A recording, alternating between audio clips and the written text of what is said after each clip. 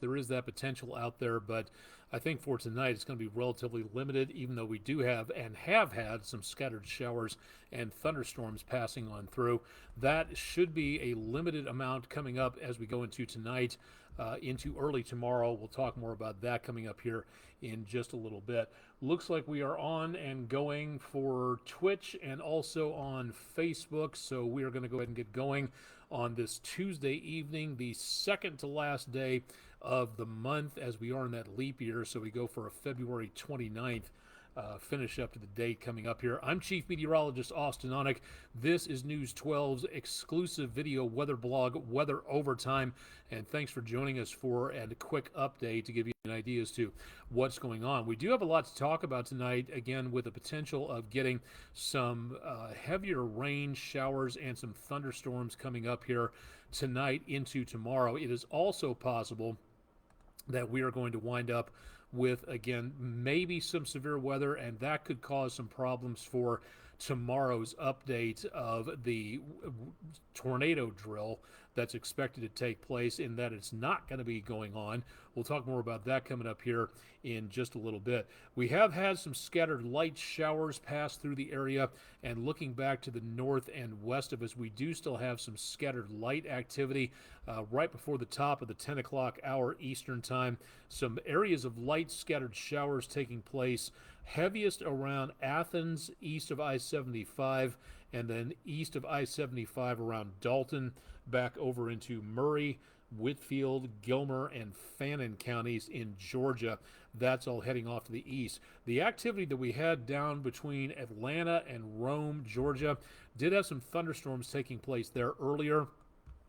But as of right now, there's not much of anything else going on at this time. Going out a little farther into the regional scan of things, we do not have anything really taking place in the way of major problems. We do still have, let me get this updated here real quick, much of what we're looking at for right now, and let me go out a little farther to make certain that we're getting everything here. That is about all we've got in the way of rainfall for right now. We're going to continue to see the potential of some more rainfall into overnight, but I really don't think we're going to be looking at too much of anything out there in the way of major amounts of problems. We do have the possibility of getting some more rain showers in here, but I think for right now, most of everything that we're looking at is pretty much gone at this time and should be staying that way for overnight. Now, we do still have the possibility of some more scattered showers taking place and maybe some rumbles of thunder. Looking at our cold front into the area in just a second, again, chances of rain scattered over East Tennessee, Northwest Georgia, back into western North Carolina, southeastern Kentucky. We're based down here. If you're just tuning in, this is News 12 from downtown Chattanooga, Tennessee. We cover northwest Georgia, northeast Alabama, a good portion of southeast Tennessee, and extreme western North Carolina. So that's what it's looking like in the way of rain. Some remnant showers well back to our west over middle portions of Tennessee, but beyond that, we just don't really have too much of anything going on for right now. Now, looking back to the north and west of us, our next cold front is on the way, and that has made its way through the I-44 area. So going from around Lake Michigan, Chicago, right across Illinois, and down to St. Louis, that is the leading edge, and you can see some of that colder air changing that moisture over to some rain and some snow showers taking place. So we do have some areas of opportunity for precipitation, but that's the coldest air back here. Now, this front is going to be making its way through the area. It should be just west of the viewing area by the early morning hours of Wednesday, as in right before bus stop time. And that is where things are going to get a little bit interesting where it comes to the temperatures. Let's go ahead and walk you through this situation as we go into tonight. Again, very mild temperatures going on into overnight, back into the mid-60s. Now, as we get into tomorrow morning, still lower to mid-60s, somewhere in there, but still very mild. Remember that average high temperatures for this time of the year are in the mid to upper 50s, so we're going to be even warmer than that before this front comes through. The front starts making its way. I'm going to take this hour by hour as we see again the potential for this storm system getting a little, okay, that was a little bit too far. Tomorrow morning, right about bus stop time, and then right along that line, we could be looking at some stronger, possible heavier amounts of rainfall as we go toward about late morning, and could be some opportunities for maybe some severe weather. We'll talk about that in a little bit. Right up to about lunchtime, we look at some temperatures staying relatively mild, but look at that temperature difference just between Chattanooga and Nashville, Knoxville and Louisville. We start to see that cold air come in right behind that, so that during the afternoon hours, temperatures may drop very quickly as that colder air arrives. So it's going to be feeling quite brisk by about the time the kids head home from school. It's going to be windy, it's going to be cooler, and there's going to be more chances of rainfall coming up as we get into the afternoon. Now, drier air with high pressure comes in from out west, and by about News 12 at 11, we'll be in the 30s, still very much on the breezy side. Thursday morning, we'll see the temperatures back right around to just below freezing. Higher altitude in the hills and the mountaintop areas will probably be even colder than this, and it's also going to be windy. So I would say there's going to be a very good possibility of some wind chills early Thursday morning. Thursday afternoon, cool conditions remain. High pressure keeps the cold air in place, and we'll see highs in the upper 40s to briefly the lower 50s at best. We'll stay on the chilly side for Friday morning, and that's where we see the moisture returning with another system coming in from out of the southwest around the Gulf. Could be cool enough to get some of that moisture changed over to a rain-snow mixture. Asheville, Knoxville, Johnson City, roundabout the area here, we could be looking again at the potential for some minor problems in the higher elevations. There's no indication of any winter weather causing problems. There are no winter weather advisories in effect. Could change depending on how much moisture we get riding over the top of the very cold air that's down toward the surface. So that moisture up top could fall into that cold air, and that's where we're going to get that changeover taking place early Friday morning, right around sunrise. More chances for rain through the day on Friday. Looks like we're going to wind up with a soggy Friday evening before the dry air takes over, and then outside of a remnant shower on Saturday early morning, that's about all we're going to be seeing as that latest storm system clears the area and heads on off to the east. So looking very good on the conditions out there. As we go into the weekend, we'll start to warm back up again, but a couple of days are going to get very much on the chilly side, and we will see the potential of some more issues out there with some colder temperatures coming up. We'll keep our eyes on that. Here's the thing about the next couple of days. Number one, we are not seeing too much of anything to worry about in the amount of wind gusts for right at 10, coming to you right at 10 o'clock Eastern time here in Chattanooga at the News 12 studios. Wind gusts at this point in time, highest reported down around Rome, Georgia, 30 miles per hour there, 31 in Cleveland and Pikeville, 35 in Madisonville, but otherwise not too bad and not up to advisory territory. But the National Weather Service has issued this wind advisory for a reason. This is where we can get some pretty breezy conditions. Wind advisory for areas in that darker blue. Brighter blue is for a high wind warning, which is in effect for Blount and Sevier and Cocke counties in the eastern parts of Tennessee. Wind gusts here could be well over 50 miles per hour. So that around Sevierville, back around Gatlinburg, south and into parts of the western Great Smoky Mountains National Park. That is where we could really see some big amounts of chop going on there. Now, through tonight and into tomorrow, overnight we could be looking for the potential of some wind gusts topping 40, even pushing 50 miles per hour in some locations. And as we get into around dawn patrol, we'll still see that potential for wind gusts over 40 miles per hour, but we're not getting a huge amount out there. At least we're not seeing anything in the way of 50 miles per hour plus. Madisonville by 10 o'clock in the morning Eastern time, 45 mile per hour, 41 around Monteagle. Note this area right back in this area around Middle Tennessee. Watch that line come through. That's the front that should be passing through the leading edge through about tomorrow morning, and that is where we could wind up with the potential of some breezy conditions, some wind gusts possible out there as that change in line from south to out of the northwest moves on through the area, and that is where we'll see the temperatures drop, and it could be very much on the breezy and colder side by the time you head home from work or school on Wednesday afternoon. So that's why the wind advisory is in effect.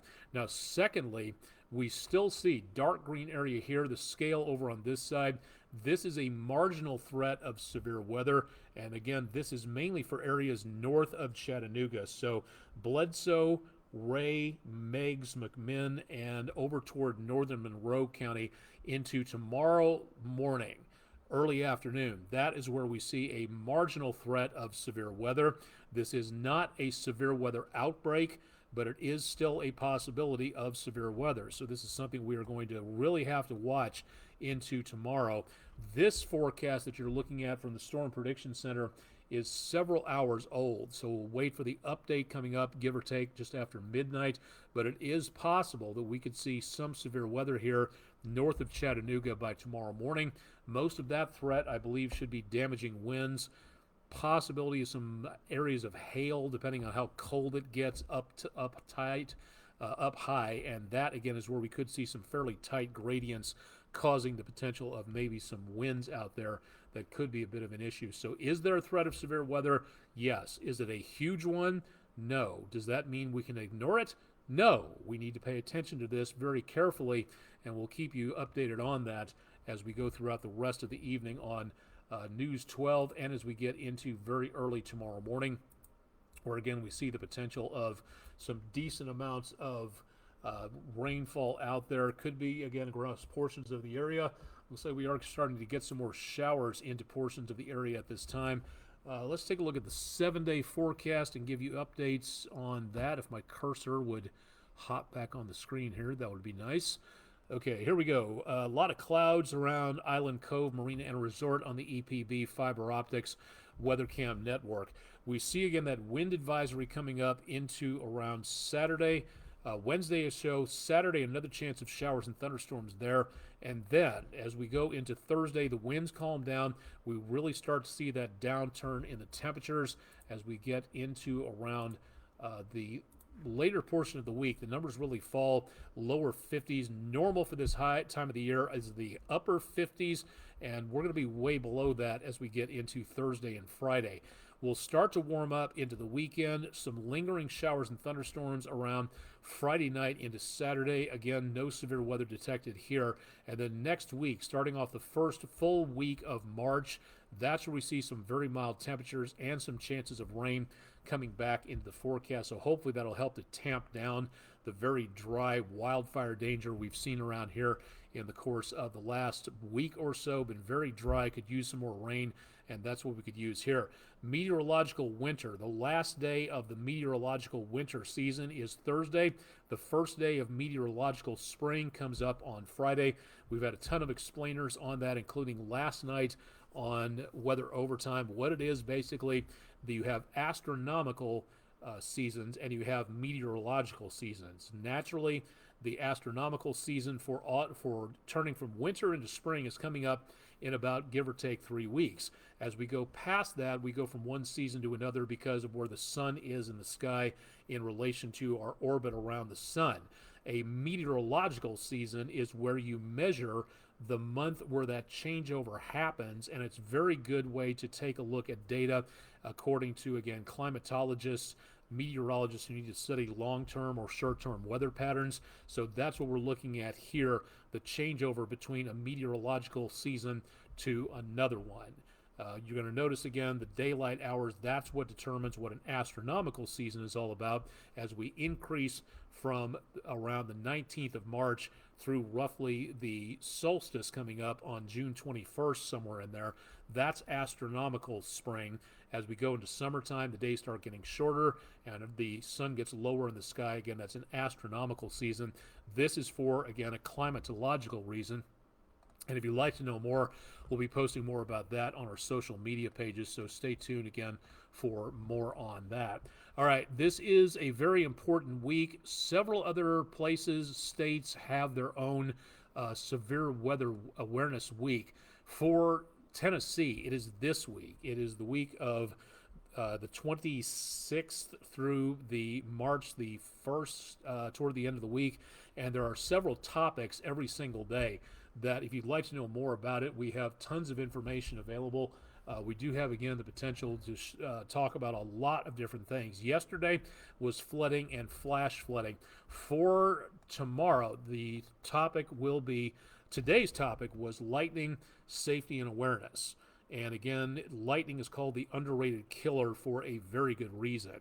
And if you'd like to know more about this, again, more information at our website, wdef.com. Go to the forecast section, and the link is there.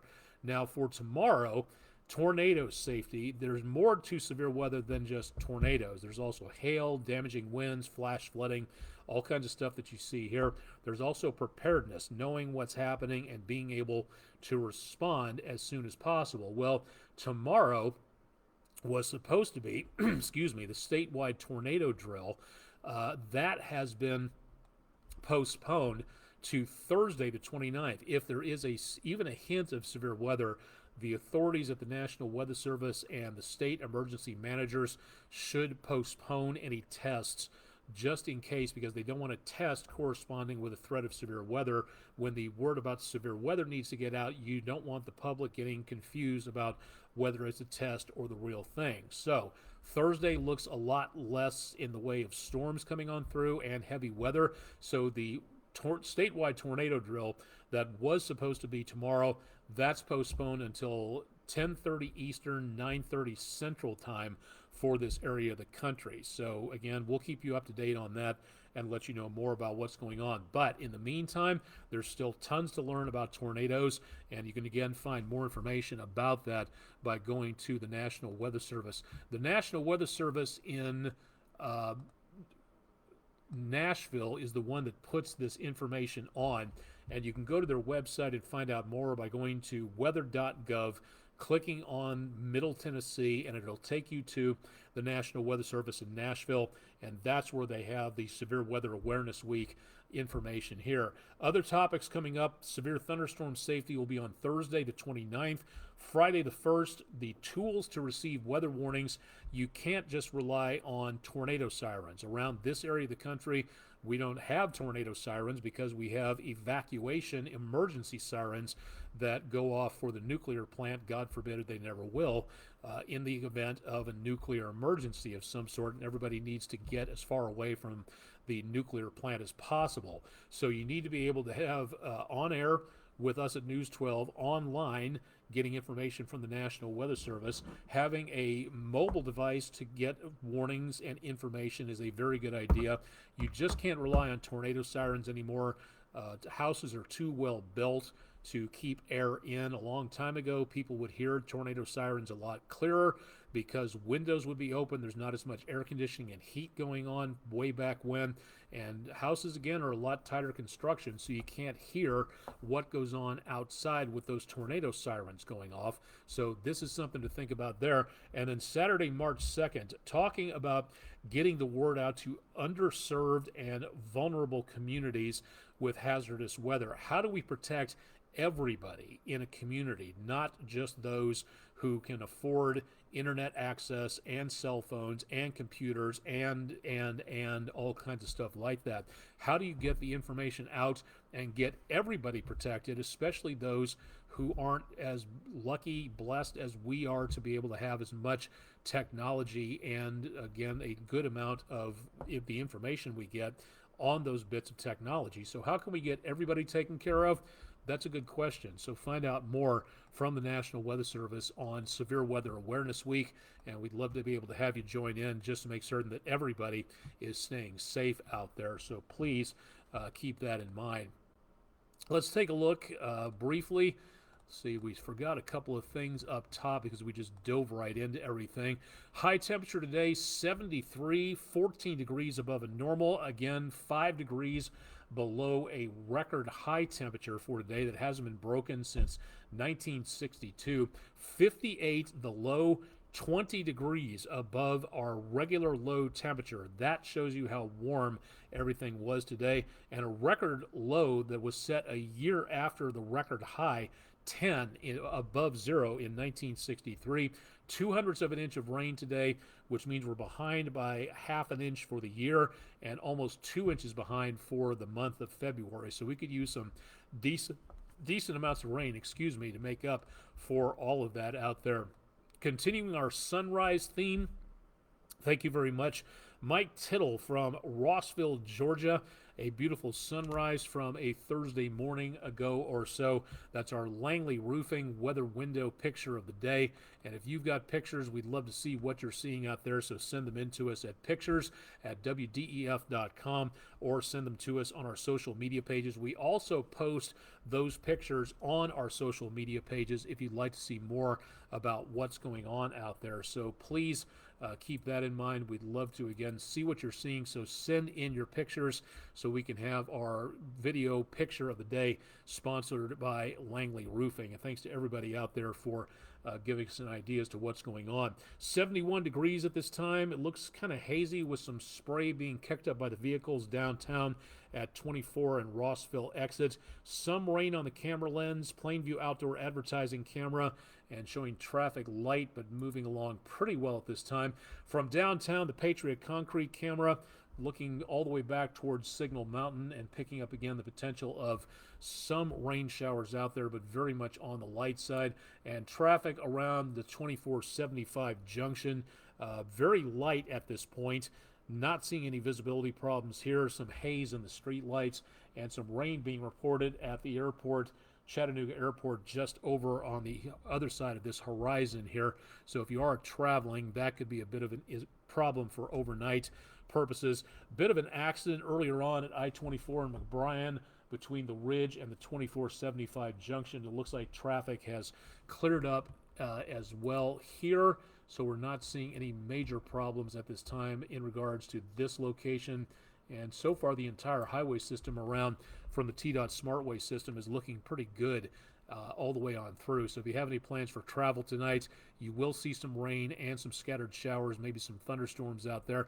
I want to put this out here real quick. With the statewide tornado drill test postponed until Thursday, that gives you an opportunity to get ready to get your National Weather Service All Hazards Alert weather radio ready to go. How do you do that? If you don't know how, go to wdef.com/weather, and we have a short video there to help you prepare to get it ready to go. So it's a good opportunity to learn more about what you're doing. Now, again, this was part of our video from earlier tonight, and we have to welcome our new sponsor. Not going to tell you who it is yet because that'll be coming up on Friday. And this is our weather poll. It's a daily thing during the weekdays. So today's topic, talking a little bit more about ecology and recycling and making certain that we take care of our planet. The area in the Pacific where much of the plastic goes to, think about it, 9-10% of all the plastic that has ever been invented has ever been recycled. So something to think about on there as we collect all that, as our oceans become the drain for all of the junk that we let flow away, throw away, fly away. That is something to consider. The Great Pacific Garbage Patch, which is floating out in the middle of the North Pacific. We talked about that last week, and there are gyres of garbage floating around out there. So how big is the Great Pacific Garbage Patch, or gyre, depending on how you want to call it? The size of Connecticut, 3 times the size of France, half the size of Kansas, or about as big as Tasmania. Well, 51% of you said the size of Connecticut. It's actually about 3 times the size of the country of France. That's huge, and that is very worrisome that there's that much junk, plastic, floating around out there. That plastic is getting into our bloodstream, it's getting into our brains, it's getting into our lungs. For those of you who say fake news, go out and do your research and take a look at some reputable recycling environmental websites. And one of the places you can go to get information about what's going on out there is one of our links of the day when it comes to how we can help our planet to survive and to be a viable home for all the humans and animals and everything else out there. There's a place you can go to called the Ocean Cleanup that deploys these booms and these sort of conveyor belts that lift the plastic floating on the surface of the waters. Some of these are deployed at the mouths of rivers to collect the plastic before it ever gets into the ocean.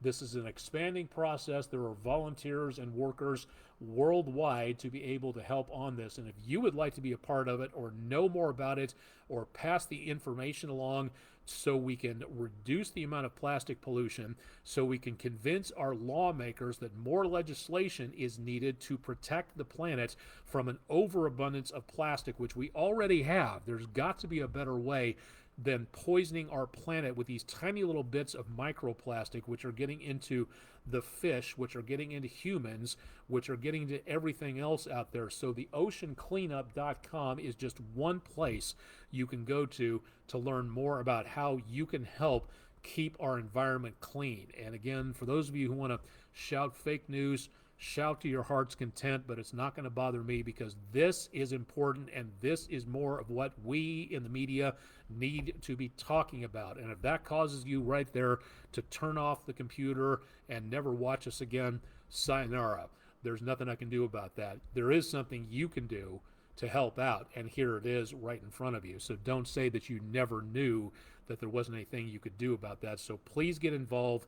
See what you can do to help our planet. I've been doing it to help out on stuff like this. There's several things you can do to stop using and wasting so much plastic.